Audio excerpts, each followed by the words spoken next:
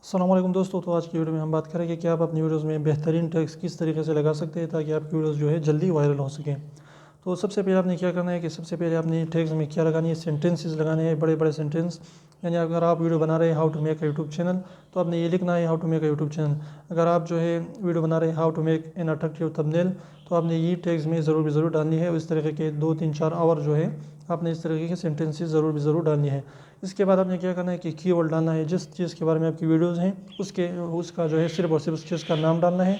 मतलब अगर आप थंबनेल के बारे में बता रहे हैं तो आपने थंबनेल लिखना है, डिस्क्रिप्शन के बारे में बता रहे हैं डिस्क्रिप्शन लिखना है।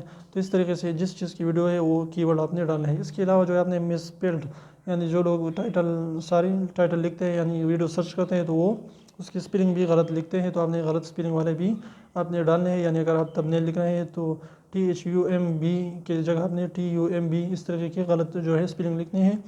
और इस तरीके से जो है आपकी वीडियो सर्च में ज़रूर आएगी।